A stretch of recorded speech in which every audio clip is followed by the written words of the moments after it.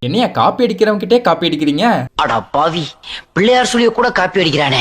இன்னைக்கு நம்ம power star, இந்த பவர் ஸ்டார் பவன் கல்யாணோட தெலுங்கு படமான ஓஜி ரிலீஸ் ஆகியிருக்கு.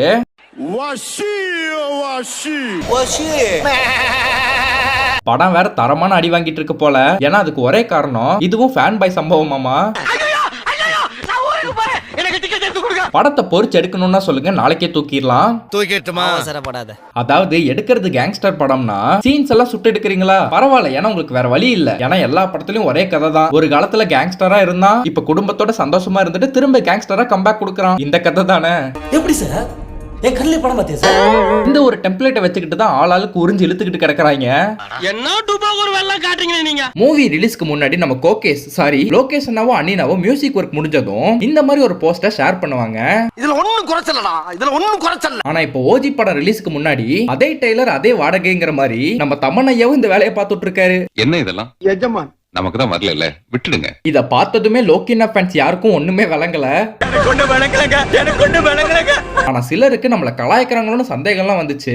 ஆனா அதை யோசிச்சு முடிக்கிறதுக்குள்ள இன்னொரு வேலையை பார்த்து விட்டாரு இந்த ஓஜி படம் டைரக்டர். நம்ம லோக்கினா யாரும் எதிர்பார்க்காதப்போ விக்ரம் படம் ரிலீஸ்க்கு முந்தின நாள் நைட்டு ஒரு போஸ்டர் ஷேர் பண்ணாரே, என்னன்னு ஞாபகம் இருக்கா? மறக்க முடியாத நாள். நாளைக்கு விக்ரம பாக்குறதுக்கு முன்னாடி கைதி படத்தை ரீவாட்ச் போட்டுருங்கன்னு. அடுத்த நாள் விக்ரம்க்கு டிக்கெட் எடுத்து வச்சவன்ட்ட போய் கேளுங்க, அன்னைக்கு நைட்டு ஏறின ஹைப் வேற எந்த படத்துக்குமே ஏறி இருக்காது. ஆனா அதுக்கப்புறம் கூலி ரிலீஸ்க்கு முந்தின நாள் லோக்கினா வந்து ரீவாட்ச் கைதி விக்ரம் லியோன்னு போடுவாருன்னு எதிர்பார்த்து கோமாளியான கூட்டம் எல்லாம் இருக்காங்க. ஒரு அசிங்கமாய் போச்சு குமார். இப்ப என்னடானா, இந்த ஓஜி படம் ரிலீஸ்க்கு முந்தின நாள், அதாவது நேத்து, இந்த படத்தோட டைரக்டர் சுஜித் ஷேர் பண்ண போஸ்ட பார்த்துட்டு அவர் ஒரு எஸ்யூங்கிற யூனிவர்ஸை கிரியேட் பண்ணிருக்காரு. எல்லாரும் அவரோட டைரக்ஷன்ல வந்து சாஹோ படத்தை ரீவாட்ச் போடுங்கன்னு கிளம்பிட்டாங்க. என்னடா இப்படி வியாபாரம் பண்றீங்க? ஏன்டா அவனை ஒரு தடவையே பார்க்க முடியாது, இதுல இந்த படத்துக்காக திரும்ப ரீவாட்ச் வேற போடணுமாமா. 10 பைசா கிட்ட போடா. ஆனா இதுல சோகம் என்னன்னா, இன்னும் சில பேர் சாஹோ படத்தையே பார்த்திருக்க மாட்டாங்க. உன்னையே யாரும் தெரியாது, இல்ல உங்க அப்பா கதாரியா? நோ லோக்கினா பார்னா ஆளாளுக்கு யூனிவர்ஸ் கிரியேட் பண்ணிட்டு கிடக்குறாங்க. நம்ம ஓபன் பண்ணி வச்ச எல்சியூ வேற கவலைக்கிடமான நிலைமையில கிடக்குது. பாப்பம்பட்டி அணி மிகவும் பரிதாபகரமான நிலையில் உள்ளது. ஆனா ஒரு பாயிண்ட்டுக்கு மேல கஷ்டமா தான் இருக்கு. மாநகரம், கைதி, மாஸ்டர் விக்ரம்னு ஒவ்வொரு படம் பார்க்கும்போது லோக்கினா மேல எவ்வளவு பெரிய நம்பிக்கை கிரியேட் ஆச்சுல்ல.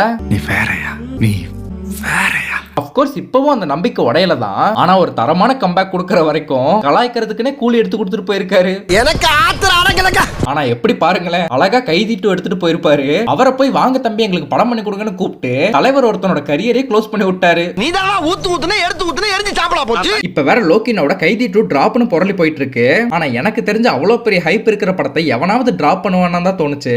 எந்த மானங்கட்ட பைத்தியக்காரன் நான் இப்படி இளைய திருப்பி போடுச்சு. ஆனா அவர் மன்சூர் அலிகானை வச்சு எழுதின ஒரு கதை.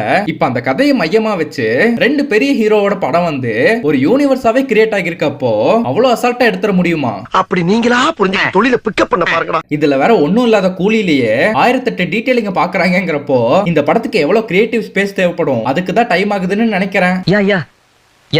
அது போக இப்ப வலைபேச்சு மூலமா பரவிட்டு இருக்க வதந்தி என்னன்னா, கமல் சார் ரஜினி சார் வச்சு படம் எடுக்கிறதுக்கு ஆண்டவர் ஏதோ லோக்கினாக்கு யோசிக்கிறதுக்குன்னு தனியா ரூம் போட்டு உட்கார வச்சிருக்காராமா.